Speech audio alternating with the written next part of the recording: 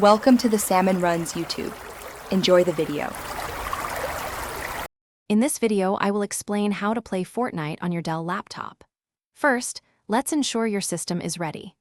Fortnite requires at least 8 GB of RAM and a dedicated graphics card for a smooth experience. Make sure your operating system is Windows 10 or newer.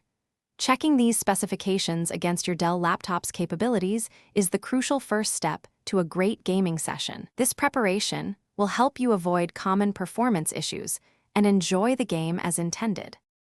Once you've confirmed your Dell laptop meets the requirements, the next step is installation. Head over to the official Epic Games website to download the Epic Games launcher.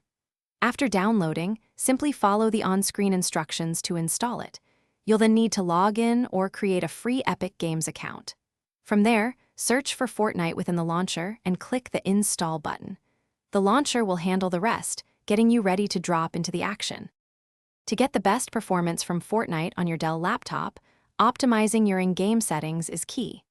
Start by adjusting the graphics quality to a lower preset if you experience lag. Reducing the resolution and view distance can significantly boost your frame rates.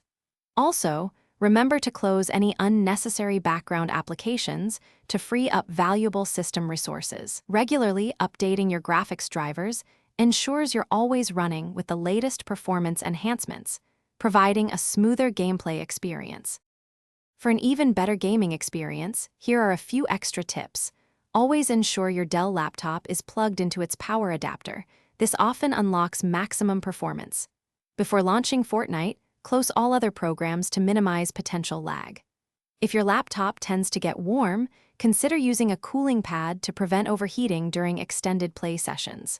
Finally, if you encounter any issues, the Epic Games launcher has a handy option to verify game files, which can resolve many common problems.